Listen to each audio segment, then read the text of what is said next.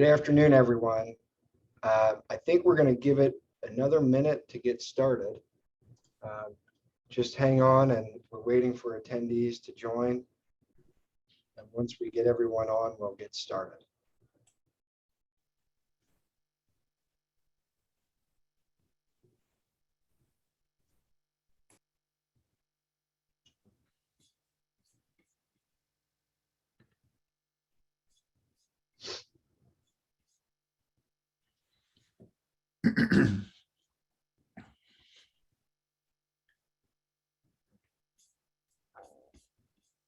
Okay. Why don't we go ahead and get started? Thanks, everyone, for joining us today. My name is Seth Goldberg. I'm a partner at Duane Morris. I've been one of the leaders of the cannabis practice group at Duane Morris since we got started practicing in this area back in 2015. We are extremely excited to be hosting this panel today on cannabis beverages. Cannabis drinks are becoming increasingly popular in both the cannabis industries, in the beverage industry. THC beverages are becoming available in more and more states. CBD infused beverages are available virtually everywhere. Today's discussion should provide real insight on the future of cannabis beverages. Before introducing the panelists, I just wanted to mention that the ATACH's Cannabis Beverage Council and Duane Morris will be hosting similar panel discussions throughout the year. We intend to do this on a quarterly basis in 2022, so please keep your eyes out for invites and information on those. Our panelists today are truly experts in cannabis beverages, representing cannabis beverage makers, the cannabis industry, and the wine and spirits industry. And they are involved in shaping the policies that are impacting this unique product. Paul Weaver is the director, head of cannabis for the Boston Beer Company. In 2021, Boston Beer, makers of Samuel Adams, Twisted Tea, and Truly Hard Seltzer, established an R&D hub in Canada focused on developing best-in-class infused beverages. Jake Bullock is the co-founder and CEO of Can, which makes a range of microdosed cannabis beverage products designed to be approachable alcohol alternatives. Can social tonics are available for sale in California, Nevada, Arizona, Illinois, Massachusetts, and Ontario. And the company is backed by celebrity investors like Gwyneth Paltrow, Kate Hudson, and Baron Davis. Dawson Hobbs is the executive vice president of the Wine and Spirits Wholesalers of America. In addition to leading the association's advocacy efforts, he leads the association's cannabis task force, which has developed state and federal regulatory principles for cannabis that draw on long-established and successful laws governing the alcohol industry, regulations that prioritize transparency and accountability, product integrity, and public safety. Michael Bronstein is the co-founder and president of the American Trade Association of Cannabis and Hemp, ATACH, which represents the country's leading cannabis and hemp companies. Under Michael's leadership, ATACH's Cannabis Beverage Council was established. ATACH has previously been named Campaigns and Elections prestigious Stanley F. Reed Award for Trade Association of the Year and Corporate Grassroots Organization of the Year. Michael was recently recognized as the 43rd most important political influencer on Cannabis Business Executive's Top 100 list, and one of the only consultants listed and named one of the most influential political consultants in the country by Politico magazine. So I'm going to jump right in with some questions. And I think I'd like to get right to some questions with our cannabis makers. If I can find them. What did I do with my questions?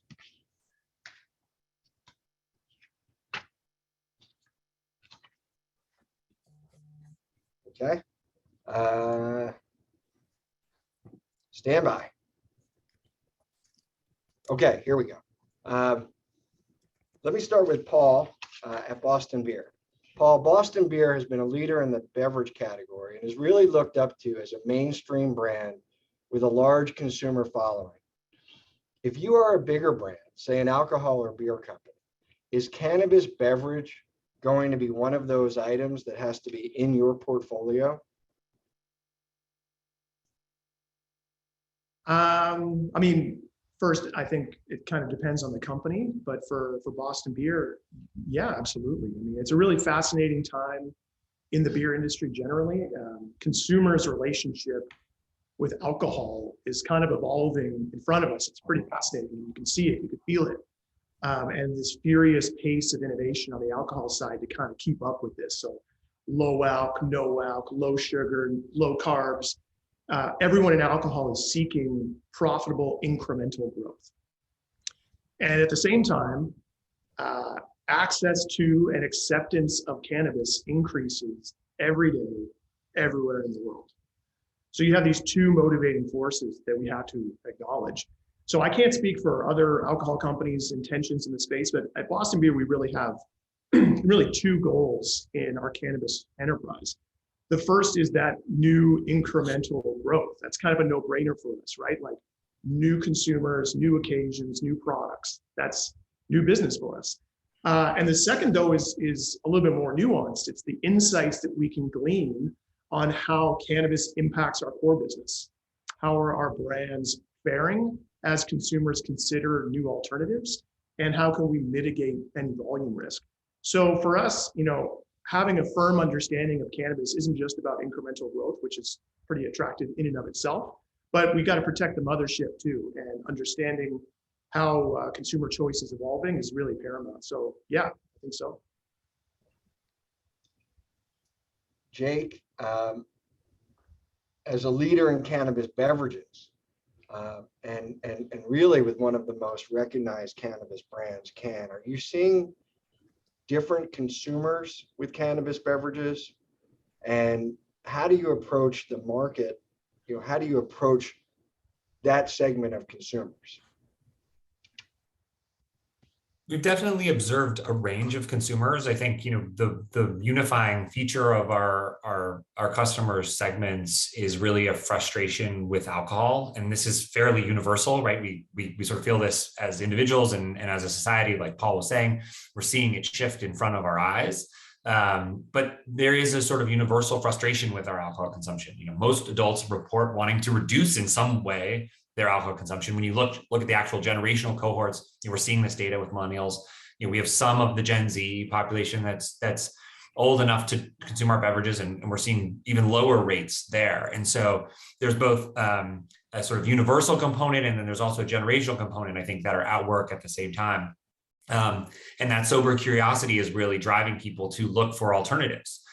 Interestingly, though, we don't believe that they're going to land in a place of actual sobriety, or a place that is a product that doesn't actually deliver on that social buzz. So what the opportunity that we can kind of meet with cannabis beverages is delivering on that buzz and having folks think about their overall consumption of mild intoxicants, right? That sort of share of buzz as being the more relevant metric, whereas maybe in the past we would talk about relative, how is beer comparing to liquor and wine, and maybe throw hard seltzer in the mix. I think it's a much broader view as consumers look at overall the mild intoxicants that they consume, and then you can kind of look into those various segments and understand in some cases you have a cannabis consumer that is trying to consume lower potency. So maybe they were a smoker or a high potency edible consumer that's trying to kind of mix in something that's a little bit less intense. On the other hand, you have alcohol drinkers, which is really our sweet spot, right? We position the products and then sell into folks that are walking down the street today thinking about drinking alcohol tonight or this weekend. And we try to convince them to just drink 10 or 20% of a cannabis beverage. And that's a healthy choice. We're swapping out that problematic ingredient for many, alcohol, and swapping in a better for you one in cannabis. It only works if you deliver the social buzz, though. And so I think we still will live in this world where most consumers will choose to indulge in across all of these potential intoxicants. It's just a question of what that balance will emerge, what that will look like. I'm going to turn to Michael and Dawson in a second. Before I do, I wanted to just mention to those who are watching, we are doing this in a Q&A format, and you all can ask questions too. I think what you can do, there should be a Q&A box on the bottom of your Zoom screen, and you can type in questions, and we'll try to field those either in real time or leave some time at the end of the session here. We're planning to go, I don't know, around an hour, maybe 45 minutes to an hour, so we can take some questions at the end. But if there are any, but we'll also try to get to them throughout the program here. Let me go to Dawson because alcohol has come up a few times. We've got Boston beer, and Jake's talked about cannabis beverages, and the interplay with alcohol. From your standpoint, where is, at least from your standpoint, the wine and spirits industry, the alcohol industry as a whole, when it comes to cannabis beverages? Where on the radar for your industry are cannabis beverages at this point? Yeah, I think, thanks, Seth. There's a lot of real interest in cannabis beverages, but I think the first question for our industry really revolves around getting the rules of the road surrounding those beverages correct. We learned a lot of lessons in alcohol in the pre-prohibition era, through prohibition, and in the 80 plus years since, about the right way to balance accessibility, safety, consumer transparency, potency. And we at WSWA have really been working to try and bring some of those lessons to the cannabis industry by talking with policymakers. In terms of investing in the business, it's complicated because until there's federal legalization, it's very difficult for the alcohol industry to invest in the United States without having concern over their federal permits being placed at risk. We have seen a number of, as we've heard here today, of alcohol entities invest in Canada and other places where it's legal. So I think there's a lot of interest. I think there's a lot of view that there's synergies in terms of the marketing, the distribution, and most importantly, the regulation of the products. And so it's something that everybody's definitely talking about. Paul, in your circles in the beverage industry, are you experiencing that too? That folks in the beverage industry are taking note and starting to think about when to get into the space? Well, yeah, I mean, Dawson's spot on. Like, I think, well, our core business of alcohol is, we have to ensure that we're protecting that, and there's certain legal barriers towards fully embracing the opportunity, which is why, what people like Jake are doing, beforehand, really paving the road in some of these core markets really helps kind of rising tide lift all boats there. And yeah, it's not quite clear how the future markets will evolve, but we're a patient bunch, and we see the opportunity. We're playing this for the long term. So, I'm based in Canada, for example, developing R&D in the federally legal market of Canada, which is where we're kind of relegated currently. But the minute we have permission to enter the US market or any other global market, that's where that real incremental category growth comes into play for us. So I think some have different risk tolerances. Some are choosing different pathways. Build, buy, or borrow is kind of a common phrase in beverage alcohol for any industry. But no, I think everyone takes note. It's just a question of how and when. Michael, you are the guy who's really in the know in terms of where we go with cannabis legalization in the U.S. and you're really on the front lines and have been for many years. Where do cannabis beverages fit in on the push for federal legalization? And what's been the feedback? What have been some of the challenges in terms of, let's stay at the federal level first in terms of cannabis beverages? Seth, it looks like we might have lost Michael for a Oh, minute. no. Yeah, I really want to hear his answer on that one. Yeah. All right, well, that'll be an easy one. That'll be an too- easy one to come back to. I wonder if he knows that he's not on, or maybe he's. But why don't we keep going, and I'll text him. But let me see about another question. Okay. Well, let me stick with you, Paul, and then I guess in terms of, I think that, Michael, we're going to come back to you for the question I had just asked, but I'm going to stick with Paul on this question anyway.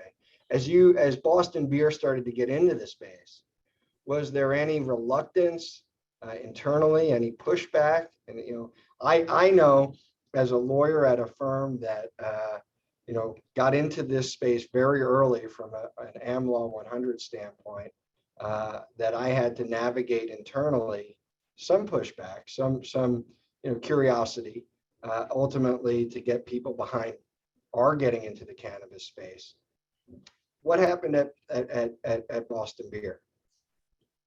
Yeah, I mean, I think that in hindsight, perhaps our reticence of getting in seems maybe overly conservative in hindsight, because I would say internally, we've really been embraced as just another division of the company.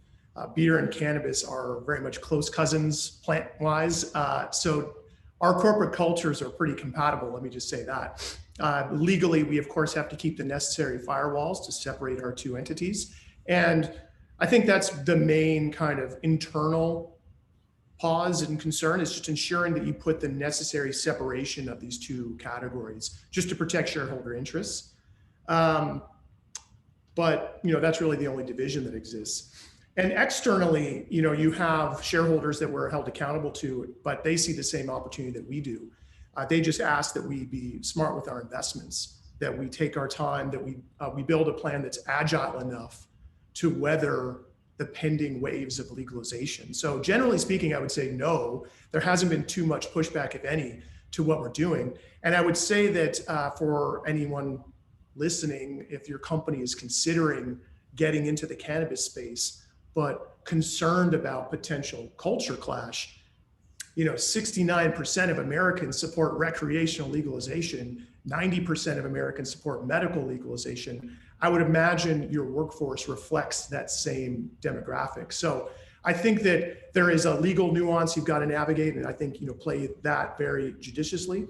But from a culture clash and just kind of embracing it, like just follow the numbers, and we're kind of welcomed with open arms. Awesome, Michael, you're back. You missed all the great things I was saying about you. I'm not going to repeat them, but I'm going to, get to the question, which is, where are cannabis beverages, in terms of the push for federal legalization? And let's first stay at the federal level. What are you hearing? What kinds of, challenges have there been? Any successes with respect to cannabis beverages on the federal level? We continue to look at cannabis beverage from a federal advocacy perspective. And one of the reasons why ATACH founded the Cannabis Beverage Council about a year ago was to be able to make a broad push to be able to create more of a market from a regulatory and legal perspective around cannabis beverages. Because I think that one of the things that everybody should know here and should consider, and I think with the leadership of many of the people who are on this panel, and Seth, thank you for your leadership in this as well, is that everybody knows that from a baseline, those who are in the business, those who are looking from it from the outside, is that the harmonization of the marketplace from a regulatory perspective is needed to be able to create a scalable product situation. So if you look at bills and you look at some considerations of Congress, I would say to you that beverage should be at the forefront, should not be an afterthought really of any advocacy, which is one of the reasons why we created our council to begin with, so that beverage could be speaking, cannabis beverage could be speaking with a voice on these issues. We found that too often beverage has been an afterthought in some of these discussions. Now, at the federal level, when we're talking about regulating cannabis, we have a lot of areas that do overlap with the traditional beverage industry. And so when we looked at a bill that was produced by Senator Schumer, Booker, and Senator Wyden, we were quickly looking at the regulatory structure from the alcohol industry, where things should be, whether regulations should be at the TTB level, some of the other experiences that we saw. Not everything is completely analogous, but there are certainly enough things that are there to be able to have those conversations. So we started to see that. I would also say to you this, that CBD beverage, and we literally just saw today, I mean, for those of us who are joining today, Pepsi announced that they are using hemp in one of their sports beverages. We continue to see this opportunity around the product, not just on the THC side, and which we are extremely enthusiastic about, but in all categories on this space. And if you look in Congress, there are some bills that say, okay, well, beverage should be a part of this, and there's some even around hemp and hemp products where they don't necessarily include that beverage category. Our view is that beverage needs to be included and thought about everything. It's not an afterthought, and it is an explosive and exciting part of this industry. And I think that everybody here would agree about the availability of that product, and we see a real future for it at the federal level. Jake, when you think about the regulations and how a cannabis company rolls these products out and rolls out all of their other cannabis products, assuming they are doing so in more than one state, how do you deal with the state by state nature of the cannabis market when it comes specifically to the beverage line of your products? Yeah, it's definitely challenging. We like to talk about how in traditional beverage, you may have a co-packer or two per region, maybe you have 3 or 4 across the country. We have to have one in every state, and that's a big challenge, particularly in cannabis beverage, where you think about it's really coming as like a third wave of products into the industry. You had obviously the cultivation, which starts everything off, and then there's some branded products. They tend to sort of look a lot like what you would see in the legacy markets before a recreational legalization program gets put in place at the state level. And then you see that actually like highly branded, highly manufactured products like ours, which tend to be, the more approachable ones, microdose ones, that are really a bridge to the mainstream. That kind of comes last, and in large part because you need all of those other pieces in place, definitely cultivation, but also, a licensed canning facility. And that's not an easy thing to go build, especially when you're building it, for a market that may not be the size of California. And so it's definitely a challenge going state by state.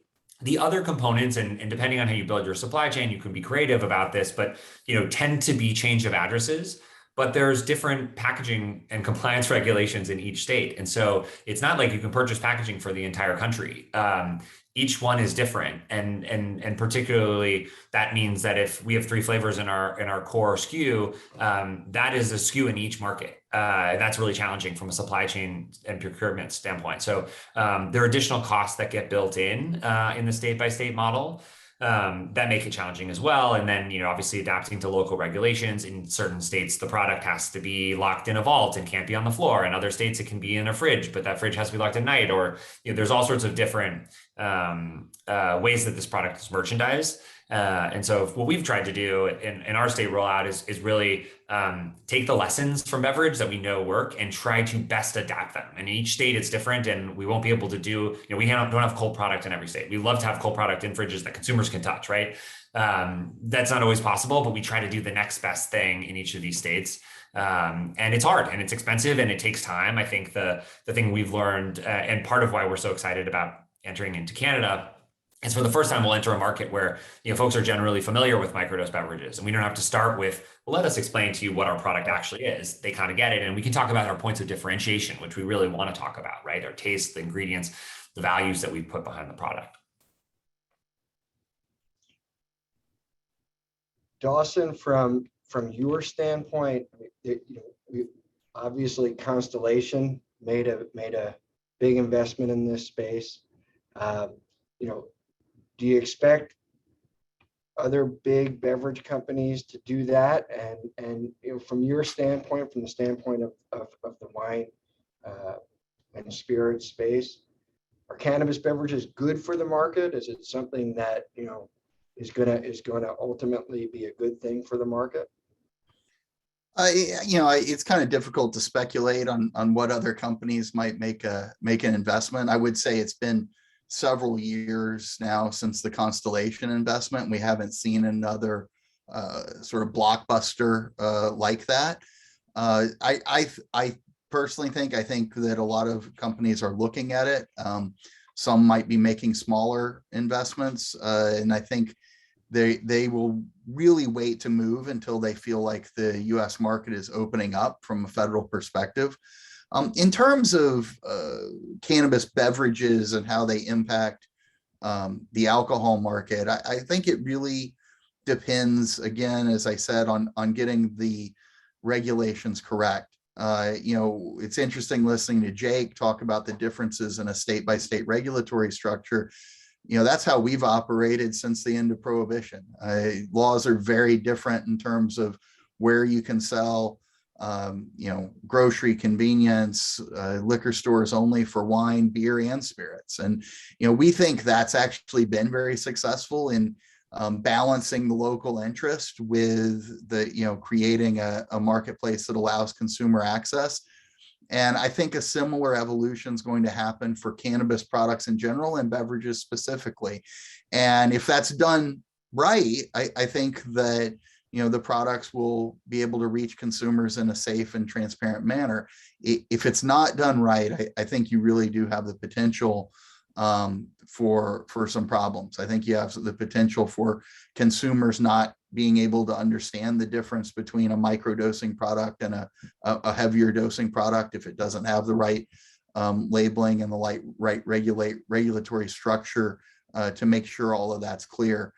And so that's where we at WSWA have been focusing, both at the federal and state level, is really talking about how we can take the alcohol model and take the best elements of them and make them work for cannabis.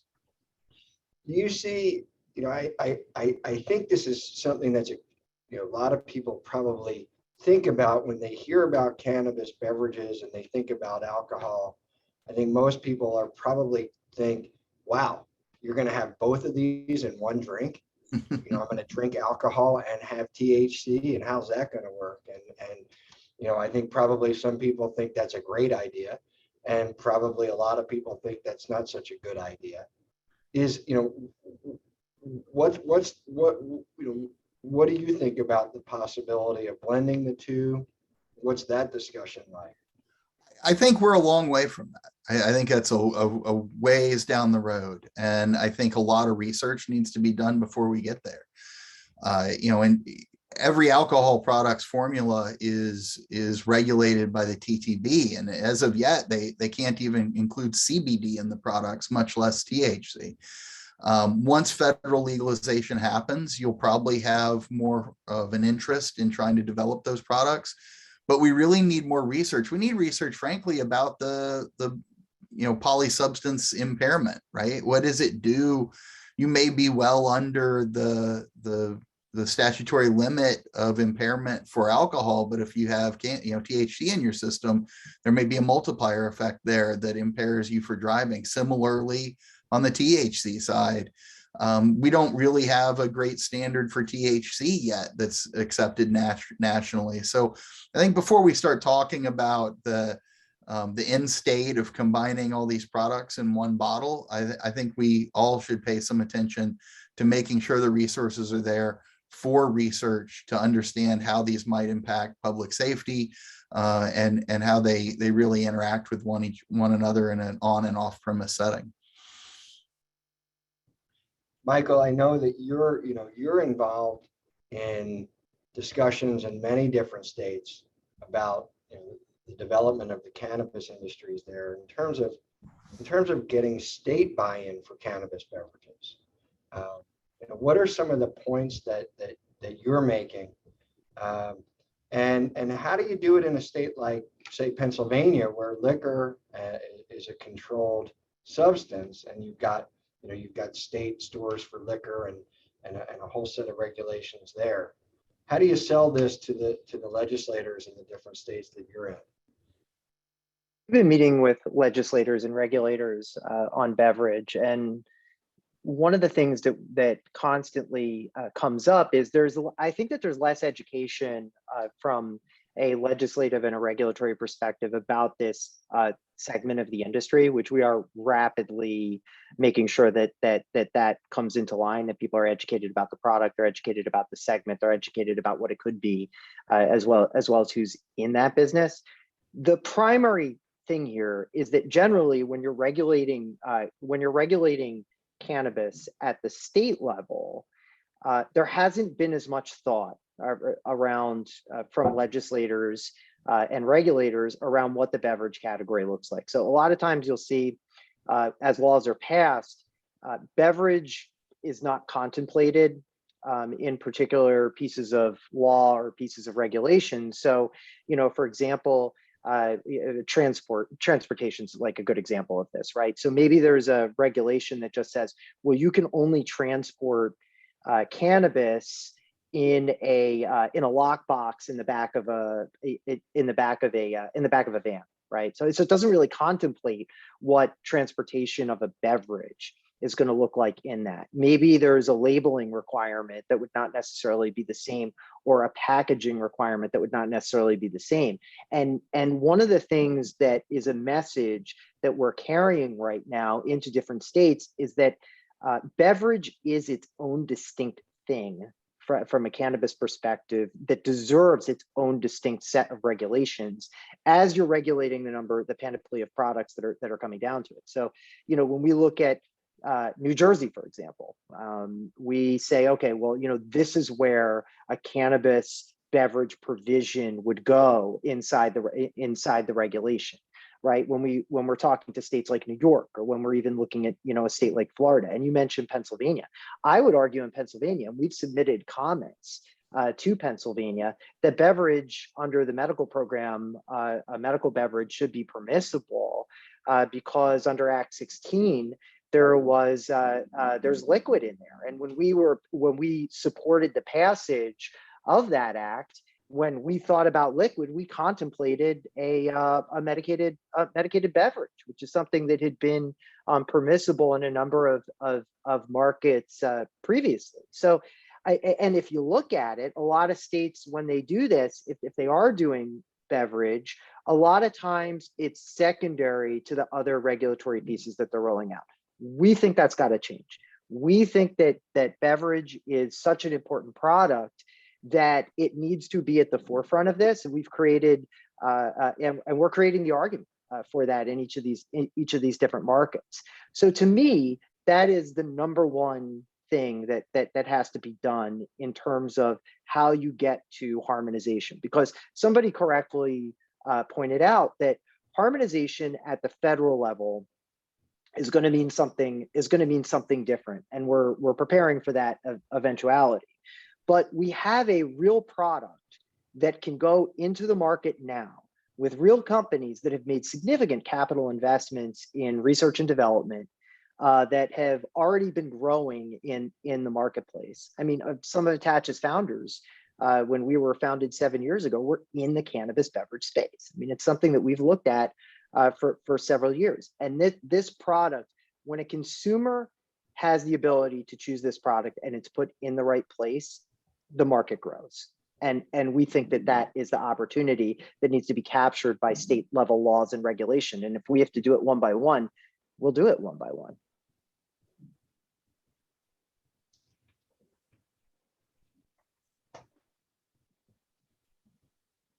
We're kind of going in different down different paths here. I want to maybe talk with Jake and Paul a little bit about branding. And we're not going to get into every issue here too deep, but I do think branding is really something that is becoming, I think over the past few years has become extremely prominent and important in the cannabis space. How do you approach branding cannabis beverages? Maybe this is for Paul, different from non-cannabis beverages. And with Jake, in terms of the differences in cannabis beverages, is there a different way you're approaching marketing and branding these products? And I'll start with Paul, just so we have some order here. Well, first, I just want to acknowledge Michael's mic drop there, because I think that we would all preach the same message, just at the kind of full-scale legalization narrative and the idea of just giving drinks separate consideration. I don't know what that means. I'm not sure how that would pan out, but I think we all want to see just a separate paragraph about how this is a unique product. And I think marketing and branding is certainly part of that. Like beverage alcohol are some of the most adept marketers in the world. But I would say that how we approach cannabis a little differently, it's not unlike how we approach bartenders, because it's funny that they're called bud tenders in the dispensary world for a reason. These are the gatekeepers. They are the most important resource for us to build our brand, because we don't have the traditional mainstream mass media levers to pull. We really have to focus on that grassroots winning at the retail level, which is a conversation between a bud tender and a consumer. And one of the things that we do with our bartenders in the alcohol space is create tools to upsell, to increase the basket size, to increase the bill size. And cannabis beverages can be a complementary purchase for almost any type of consumer coming into the dispensary. So I think about building the brand. There are certain principles to kind of evoke the trust of the cannabis community, respecting the plant, respecting advocacy, really trying to be transparent as much as you can. But really, if we want to win the hearts and minds of bud tenders, the gatekeeper to the consumer, I think it helps to make them a little bit more money. It might be cynical, but I think that's kind of how I approach it. And the way to do that is teaching proper ways to upsell a cannabis beverage. So if someone's coming in buying a pack of pre-rolls, or they're coming in looking for CBD products, or they're coming in looking for the hottest, flower drop of the week, how do we kind of teach moments of upsell so that the basket size grows, the retailer is more incentivized to list and promote cannabis beverages? So yeah, there are some branding tools, and Jake is a master at cannabis beverage branding, but in terms of trade execution, how to actually kind of grow the category at the transactional level, I think it's just about making bud tenders a little bit more money with our tools. Yeah, I don't disagree with anything that Paul said. I think that's spot on, and it's one of the sort of interesting parallels that you have between the two industries. But then, of course, they diverge in pretty dramatic ways. I think on the branding side, it's interesting. Like we built this brand largely based on the heuristics of alcohol drinking, right? We put it in a can at a time that it was very challenging from a science manufacturing standpoint to put these products in cans for various reasons, notwithstanding the global can shortage, but there's also stability questions and a lot of science we had to go figure out. But we wanted to key off of that mental process that a consumer has of cracking open an alcoholic beverage. Maybe it's a beer, maybe it's a canned wine, hard seltzer, and drinking it.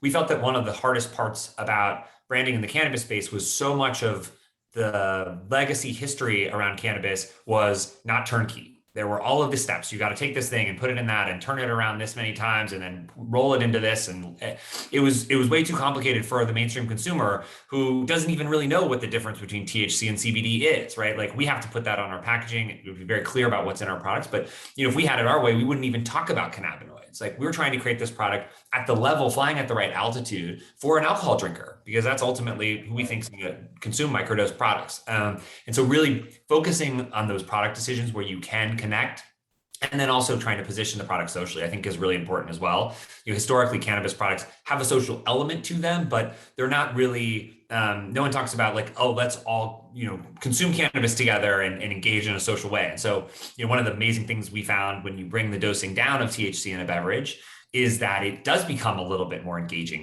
It taps into the more euphoric elements of cannabis, especially in a beverage where you're starting the absorption process a little bit faster. And we're moving away from that historical kind of body stoned feeling, which I think is what a lot of folks associate with traditional cannabis consumption. And so by kind of identifying the touch points where these products are similar to alcohol, leveraging those heuristics and then positioning the product socially, I think that's where the brands of the next wave of cannabis consumption are really going to lay. And we really believe that, we'll look back in 10 years and most folks that consume cannabis products will be drinking them. Yeah, I mean, I've always, as this has been developing, just viewed this as a place where, you could really reach a different kind of consumer than the traditional cannabis consumer.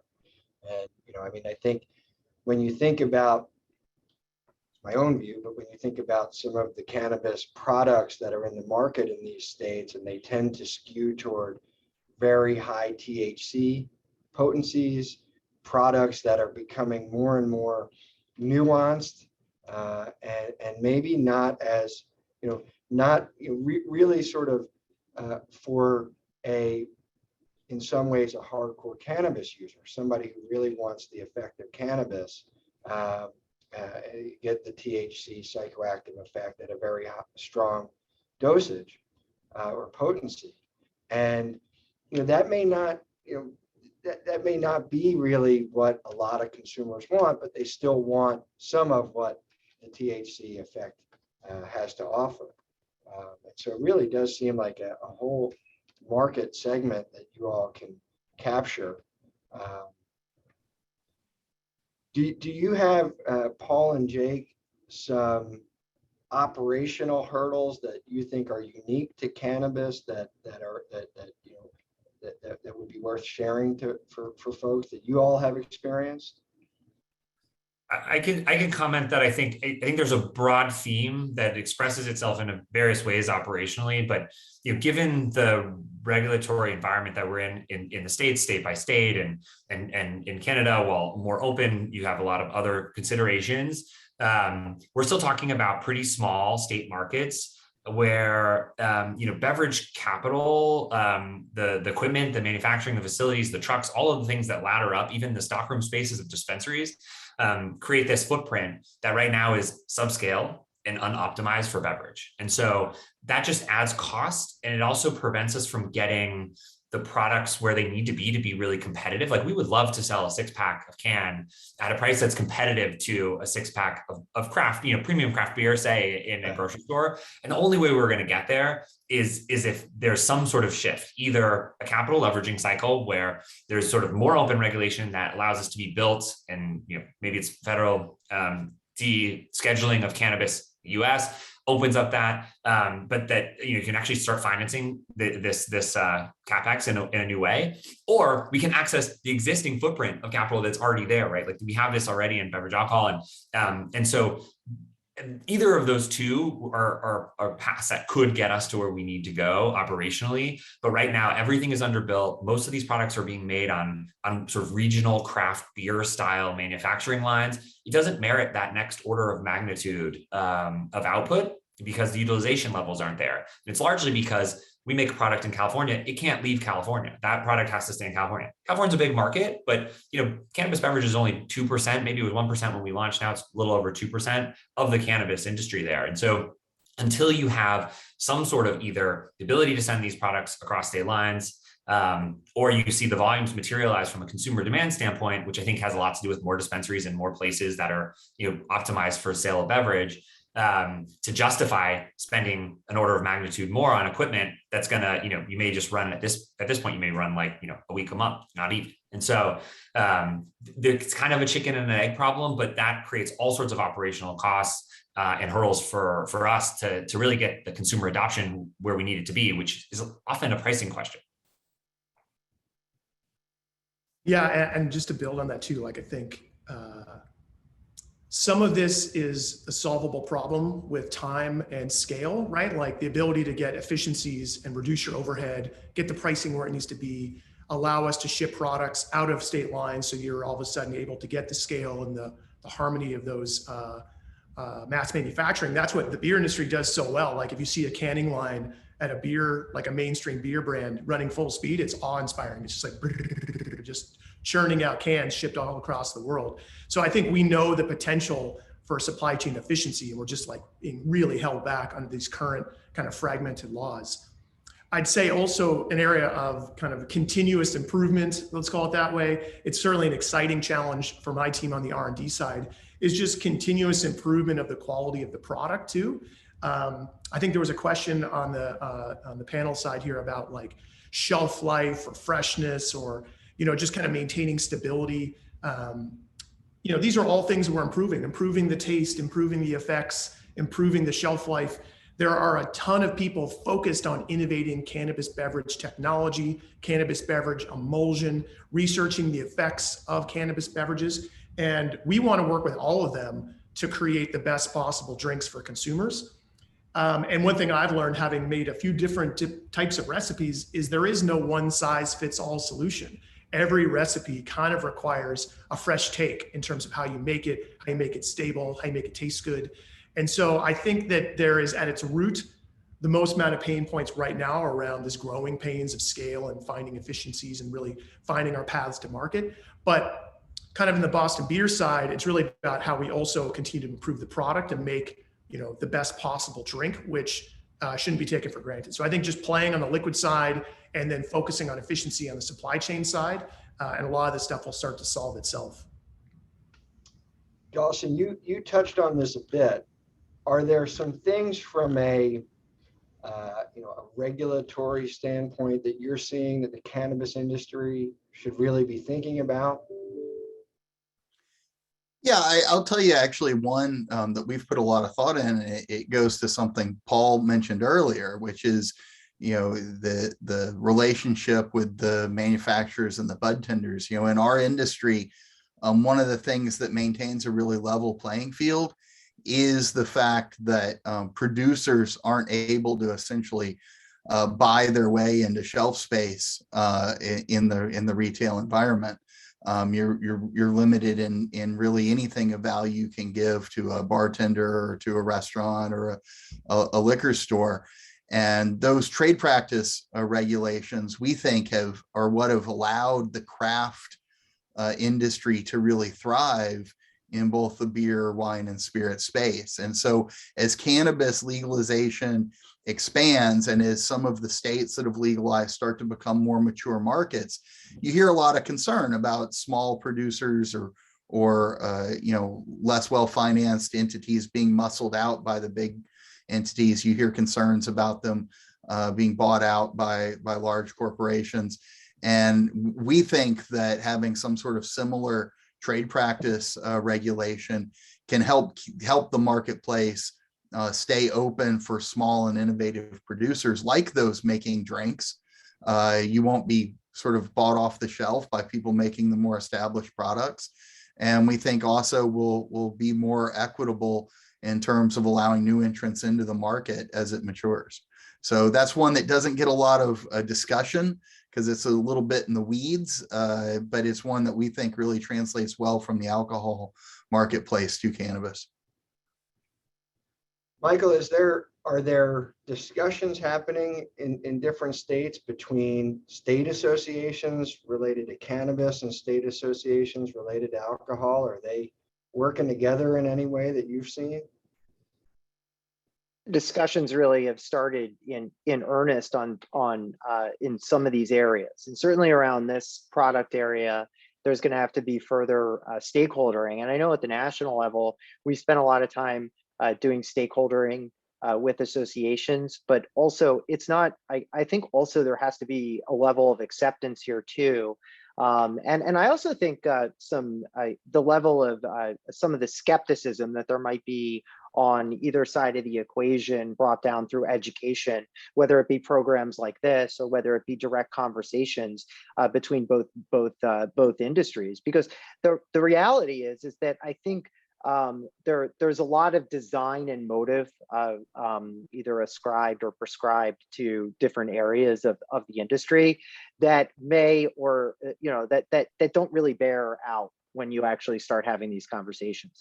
And I think from that perspective, it's important to be able to move the market forward. I mean, we believe that cannabis beverages are going to exist and be a good portion of the market, and that they are complementary, not competitive, with some of the other areas of those markets. And I think that what you're seeing is you'll see more beverage, and we've seen significant beverage movement even in our own council of people who are coming, into the industry.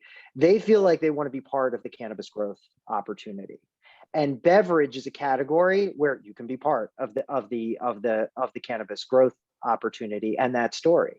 And to our way of thinking, that is a complementary entry point to the industry. So we continue to remain very, very bullish on this, and those conversations and stakeholdering, it's a lot of relationship building, but that at the state level are conversations that we're currently having right now. And we do have memorandums of understanding with about 20 state and international trade associations that we coordinate advocacy with on some of those areas. So we are constantly engaging in those types of conversations. All right, we're about 5 minutes to 1:30, and I want to just so everyone who's attending knows, we have been getting a lot of questions throughout, and I've been trying to field them in real time. Maybe they haven't been exact, but I'm trying to cover the concepts. I think we've got the bulk of them. I think as we're wrapping up, I'd like to ask everyone, all of the panelists, to maybe give us your thoughts on where you see cannabis beverages in 5 and 10 years, with respect to both the cannabis industry and the beverage industry. What do you where do you see this category going as we look down the line? And I'll start with Dawson, since you're in the upper left corner of my screen. Yeah, I think they certainly have a big opportunity for growth within cannabis beverages. I think the big thing, if you look at the 10-year window, the big event is going to be if and when the federal government does its descheduling, right? Because that's going to open up potentially the door to interstate commerce. And that's where that economy of scale that Jake and Paul talked about will have an opportunity to come in. I think states are still going to have a heavy role, and we certainly hope they have a heavy role in regulating the sale within their state. But that's when heavier products like beverages will have an opportunity to compete. And so it really depends on when that happens as to when the real growth takeoff occurs. In the meantime, it's going to be a state by state issue, and I think they'll thrive. Certainly more in certain states where the consumer latches onto them, but you won't see that real explosive growth until you have some federal action. Paul, what do you think? I saw a question about consumption lounges and will this kind of emerge? I think that's going to happen really soon. And I think you're going to start to see moments of branded, curated experiences around cannabis beverages in the next 12 to 18 months in some markets, especially Canada. So I think that in the near term, you're going to start seeing moments where we can really preach the message and demonstrate some use We know in Canada, as Jake mentioned, where cannabis beverages are a little bit more established, you're 10 times more likely to consume a cannabis beverage in a group of 5 or more people. So these are group products, these are social products. They're meant to be consumed with your friends, with your family. And so creating consumption lounges in the next, let's call it 2 years, I think is going to be a great platform. And then, 5, 10 years from now, who knows? But I will say that when I look at other form factors like flower, vape, gummies, everything seems to kind of tend towards commoditization. And I think you're going to start seeing some real dogfights in market share and pricing at these kind of basic form factors, with cannabis beverages continuing to be a steady source of incremental growth for the entire industry throughout that kind of pending chaos of commoditization. So cannabis drinks has a slow burn. It's one that continues to kind of grow, but kind of despite all the noise in the system. So I think 5, 10 years from now, who knows the state of federal legalization, who knows how interstate commerce will allow us to get scale. But I think you'll start to see brands like Cann becoming a household name. You'll start seeing consumption lounges kind of finding an ambient home in our nightlife. And the cannabis beverages is this slow, steady, incremental build on the industry that can kind of fight against a lot of industry forces. So I'm excited for 5 or 10 years, but who knows how the waves are going to roll. Yep. Jake, what are your thoughts? Yeah, I don't disagree with what's been said. I think, a couple points of caution would be, I wouldn't underestimate the time it would take to get to a federal descheduling or federal legalization scenarios. The betting on the functioning of the government is never a great thing. And it's even possible that in those most aggressive scenarios, we're still dealing with, a pretty strong state-by-state infrastructure. And I think the states, many of them have strong interest in protecting their own state markets. And so it's not clear to me that even in an aggressive legalization scenario at the federal level, we would see interstate commerce quickly follow. I think, our hope would be that would be the case, but I think, there's some notes of caution there. I think on the other side, though, we see a real consumer energy around beverage in a way that I think it's one of the few products that is actually driving net new cannabis consumers into dispensaries today. And that's actually a really hard thing. People don't like going into dispensaries, especially people that aren't familiar with cannabis. It makes them feel stupid.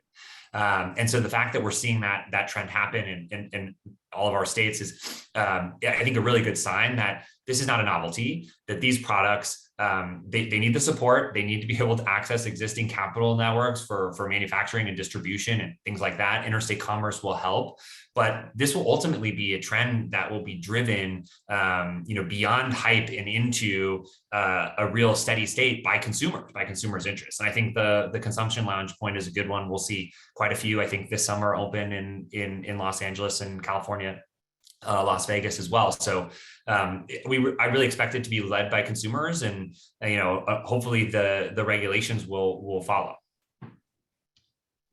Terrific. Michael, before you answer this question, I'm going to just stop you for 1 second, because I think all 3 of those answers were really, really tremendous. I think give us a lot of, as I said, insight into where this space is going to go.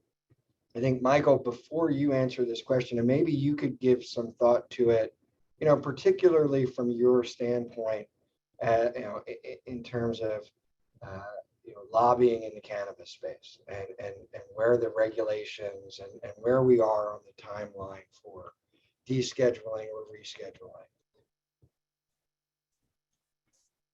I think that the timeline, and those have alluded to it in previous comments, is at the federal level, there's an examination of having comprehensive reform, and there are a number of bills that are floating around right now.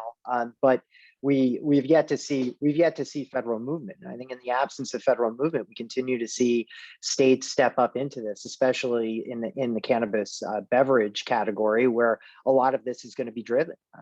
In our Q&A in the comments, somebody rightfully was questioning whether this would have to be a state by state effort, or whether it would be at the federal level. And I think that it's going to be a combination of both.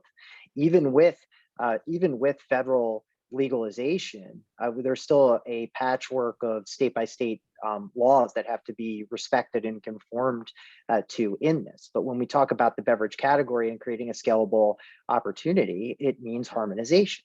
That's what it means. It means harmonization across packaging and labeling. It means harmonization across the several product areas and being able to get the product to consumer.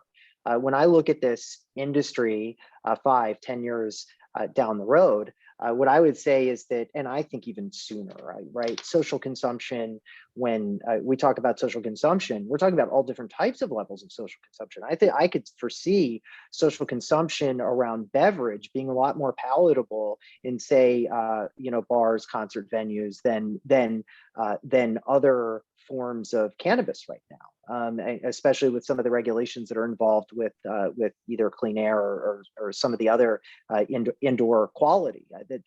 This doesn't pose, this type of product doesn't pose quite the same challenges as some of the other regulations that are around it. And one of the other things that I truly believe is that this is one of the products that can appeal to the mainstream consumer. Not everybody consumes cannabis, but cannabis beverage is something that I think a lot more people would be willing to give a try if they're not yet in the market. And I think it could have much more broader appeal that goes beyond where some of the other product categories are in this from a consumer standpoint. So I think that the future, you have to be bullish on the future of the cannabis industry in this country. Nobody believes that, everybody, even from the outside who's looking at the industry, knows about the growth. What I think people should also be bullish about is the cannabis beverage category. 5-10 years down the line, that this type of product has the opportunity to hit areas of the marketplace that are not being hit right now, to hit consumers where they want to be met, some of them, and being able to see that future. Right now, we're talking about something that's a very small part, a smaller part of the industry, right? When we reconvene and when we talk about this over the next several years, it is going to become a much larger part. I think all of us here believe that, and our goal here really is to take that vision and make it into reality as we look for marketplace expansion. We'll actualize this dream and this goal that many of the businesses here and much of our advocacy is centered around. Another drop the mic moment. But I want to, we've gone over, I want to just touch on two other things. It seems like most people are still glued to the screen. So let's just take a few more minutes. We're not going to get cut off. And I want to kind of stay on this line with you, Michael, because you guys at ATACH, you've started this Cannabis Beverage Council. And I think, with the intention of leading the discussion, and maybe you could describe that. And also, we did get a question. I thought it's a great question, which is, what can people who are attending, folks who are interested in this product, folks who are interested in it from a CBD standpoint, from a THC standpoint, be doing to getting to promoting the industry and promoting the growth of the industry and getting this traction more entrenched? The Cannabis Beverage Council was established to do this. We started off primarily with a number of people who had been instrumental in the early stages of the cannabis beverage industry, whether you look at like a Keith Brands, or a Bell Rock, it was Chuck Smith, who was spearheaded Dixie in the very early stages of the industry. Adolphus Bush and Scott Coors, who have been cannabis beverage champions, and a number of other members, such as Canopy, or more mainstream companies as well that we have at the table, including Columbia Distributing, which is a large distributor, and we believe that it is going to take all segments of this marketplace. It's going to take people who formulate, like like the Virtoses of the world, who are also have been a really active and wonderful member of the council, to be able to come together and speak and be able to push this. One of the things that when we were rolling out the beverage council was that we felt that we needed to have every market segment, that the market was that each category had to be represented, and that the only way that we were going to have real meaningful change was to bring everybody to the table. And I'm proud to report that after a year of doing this, we've done that. And so this, from an advocacy perspective, there were a number of people who looked at us, and the fun thing about it was that it was really, people knew that it was time. They knew that we were ready to engage, and there was a moment. And the moment has arrived for cannabis beverage advocacy. So if I would say, for those of you who are cannabis beverage advocates, come participate, join. You'll have a say in this. And for those of you who want to provide thought leadership, there's more than enough room here to be able to develop what is the next and most exciting phase of the cannabis industry. Awesome. So I think on that, given that we've run over, I do think we should wind it down. I wanted to thank all of the panelists for attending, for giving us this time and your thoughts. We've done maybe 50 webinars over the last 4 years on cannabis, and this has by far been the most interesting, the most exciting, the best attended. The one that warranted staying on longest. And really, Paul, Jake, Dawson, Michael, thank you so much for joining us. And for those who are still on, look out for our next webinar on cannabis beverages. We'll get a little bit more focused. Maybe we'll focus on social consumption, or we'll focus on some aspect of branding. But you'll get that info, and hopefully you'll join us. Again, thanks everyone, and take care. Bye-bye. Thank you, Seth. Thanks, guys. Thanks. Appreciate it. Thanks, everyone. Great to be here.